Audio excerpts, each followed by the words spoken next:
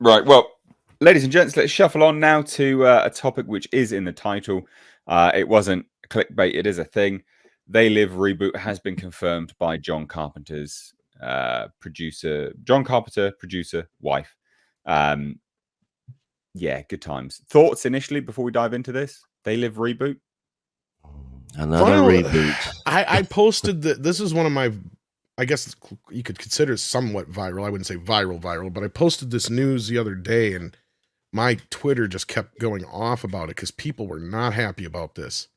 They were pissed. Yeah. Well, And a lot of it's people interesting, are isn't it? pointing out the Because irony in this too.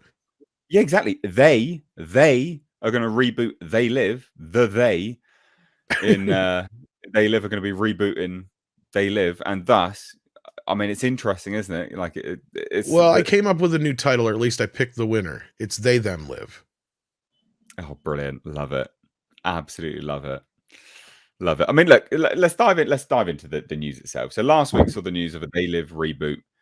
And now John Carpenter's producer wife, Sandy King, has confirmed that it is actually happening. So obviously, it was like, rumored kind of ish. Now absolutely confirmed. And this is the surprising thing about this. Giant freaking robot posted the news of it. Giant freaking robot are normally garbage. That's Well, the only crazy. reason I posted it is because Screen Rant backed them up, I guess, but they were still using them as a source. But if Screen Rant is posting it, that gives it a little bit more legitimacy, kind of thing. And also, they're very hit and miss because sometimes they're dead on. Most of the time, not so much. But they are dead on enough that they shouldn't be discarded completely. Yeah, true. Well, apparently, comicbook.com asked Sandy King about it, and King just replied when asked if such a story would be possible today. That's a little like watching CNN now, isn't it? I think that if you stay tuned, you might actually see something before too long. So when asked if the new movie could mean a new chapter in the narrative, could actually be coming, King teased, there might be. So Sandy King produced and was involved with the scripts of Carpenter's movies, including The First They Live, Prince of Darkness, Big Trouble in Little China, and lots more, and is the founder of both Storm King Productions and Storm King Comics. So, I mean, it is it confirmation? Stay tuned. Close to might it, see something. It's certainly a confirmation that it's in development. Yeah. So what do we think? So, I mean, Tom, do you want to take? I'm not surprised. I mean, that's the thing. John Carpenter is not somebody who's going to say no to a remake. In fact, I don't think he has. Even though his name is over these titles, I don't know if he has that much control over them. So if it earns them some money, that's what he says. Basically, he goes, "Well, every time they announce one of these remakes, I put my hand out and they put a check in it, and then I go home and I smoke some dope and I watch a movie in my theater because he's got his own home screening room." Like, so he doesn't give a shit. At the end of the day, I mean, he'll flat out tell you he doesn't like them or he never even watched them. Most of the time, is what he'll say. So Well, Giant Freaking Robot called it "They Live: The Conspiracy Unveiled." I doubt at this point it's even got a title, so that's probably where they are just pulling out of their ass. And it will have a more contemporary feel.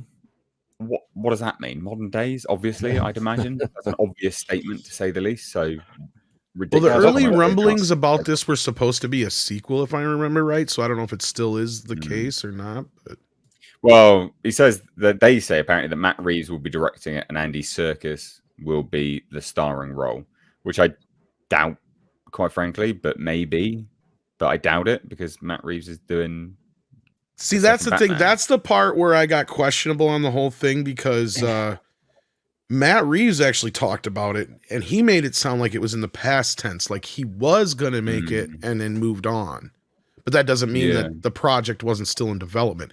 And I think that's where the story originated from. Because if I remember traced it back to an interview with him where he was talking about working on it, but he then moved on to another project, if I remember right. So honestly, I don't think he's still part of it.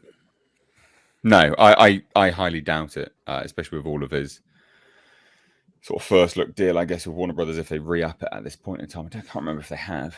Yeah, this would be through Universal, I'd imagine, because I think they own the rights. Yeah.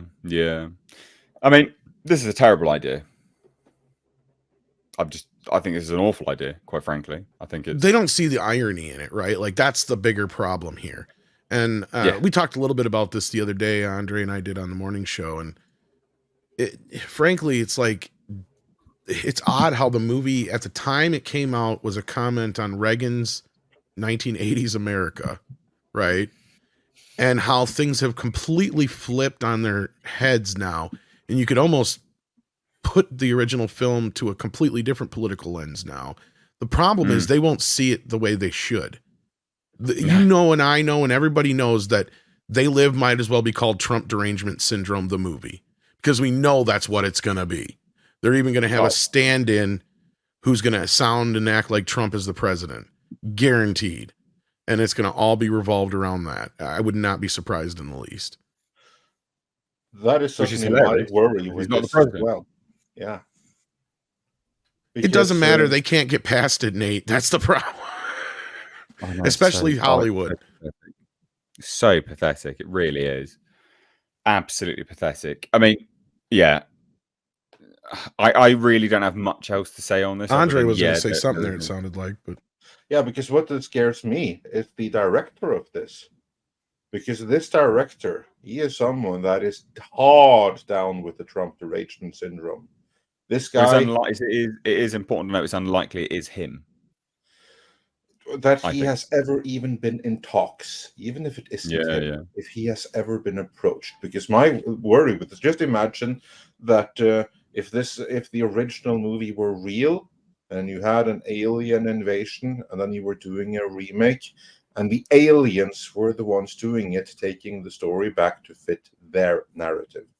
That's exactly what I'm afraid is going to happen here. It's not going to be the obvious thing that it should be. It's going to be flipped completely on its head, where basically it's going to be, used sunglasses to see all of the horrible insurrectionist January 6th MAGA supporters among us. That is the direction they would be going, and that Matt Reeves, even if he isn't doing it, that he was ever approached, suggests that is the direction that he's going, because again he's deep down that Trump derangement syndrome route. Yeah, and we didn't get into that part of the conversation the other day, Andre, but I do agree, like the actual better approach to this movie, because to actually make it a sequel and make it make sense, would be had they all thought that they had eliminated the threat, but they just simply flipped it on its lid, right? Like I always say, for years we always griped about the man, and then they got smart and they put white in front of the man, so we all just argued with each other instead of concentrating on what they were doing. If you basically made that the movie, that would be interesting to see, right? Just see how they kind of topsy-turvied everything on itself and turned us against each other as people, as opposed to, putting them, on the spigot or whatever you want to call it. Because that's kind of the whole point of the movie, is like in the original film, all the people in control, all the people with all the wealth were the aliens, and all the working class and the pleb were the people, right? So you still got to keep that dynamic. Well, how did they got that dynamic now? Well, it's completely flipped on its head from what it was in the 80s in a way. So you almost got to play that in there to where it's like they convinced us that they were gone, right? That was the whole point. And they're even worse than they were before. They even infiltrated even farther than deeper and harsher than they did before. But that's not what they're going to do. Like you said, like Andre and I already kind of predicted what it'll end up being, and we already know that. So, yeah. Mikey? I never saw the original movie, so I'm kind of lost on this one. What? Nope, never saw it. What the fuck? That's why I've been so quiet. I haven't said anything. I'm here to kick ass and chew bubble gum, and I'm all out of bubble gum. You are shitting me. Yeah, Mike, you have to see that movie. It's going to make you freak out. Okay. You will love it. It has one of the greatest fight scenes ever, because it just goes on and and it's two guys who just won't back down. I told you guys, I'm not a YouTuber. See, that's further proof right there. You don't have to be a YouTuber to watch that film. My God. It's a great flick, dude. No, it's a great flick all around. Yeah. It's basically like your invasion type movie, but it's got a really clever twist to it. So I don't even want to spoil much of it. So just check it out. We've already probably spoiled enough talking about it. Yeah, goddamn. Wow, man. You Yeah, you let me down, bro. You let me down. I'm sorry. Hey, wait. How did I'm number one guy when it comes to Disney. Plus, it's got Roddy Piper in it, and he's my amazing. You know what? You should watch it and film your reaction to it as you're watching. Oh, that's true. This is like a total guys movie, Mike. Like, yeah, you love it. You should totally do that. See it and film yourself and share it online with everyone. Do a live stream or something. My Mr. H panelist cinema score just went down. Just keep in mind the first 10 minutes or so is really kind of you're kind of lost for the first few minutes because the opening is one of the worst Carpenter openings for a movie, but then once the movie gets started, it just goes. Yeah. But because at first you're kind of like, what's going on here? Because there's like not much dialogue and you're just kind of watching Roddy Piper go around and do his thing, and then it starts to pick up and you kind of get the point of what's going on. But yeah. Nick, you want to chime in on this, bud? I need to rewatch it. I have not seen this movie since I was a kid. But that's a classic. But if I've said it once, I've said it 1,000 times. All I really gotta say is F Dave Filoni, F Disney Star Wars. It's not even related to this, but it just reminded him of that. He's just like, it works. Just a twitch. No, but in all seriousness, I'm sick of the reboot thing. This movie doesn't need to get. It's like the article says, it's a cult classic. It doesn't need a reboot. You know, if you want to do a sequel to it, or do something similar to it, but make it your own and call it something else, you know, whatever. But you know, enough with the reboot stuff already. Well, not to piss you off more, that wasn't the only reboot that kind of blew up my Twitter the other day. Oh, geez. Did you guys see this one too? What's the other one? Yeah, I saw this. Oh yeah, we actually did a video on this. Yep. When this got announced. Yeah, so it's this Conor McGregor, who's an MMA fighter? Yeah. And Jake Gyllenhaal. Good times. Oh man, Roadhouse, just what we needed. Yay. I can't wait to see the scores on that pile of dog shit. Well, at least they were smart enough just to send it probably straight to Amazon. So yeah, it's not coming to the theater. That is true.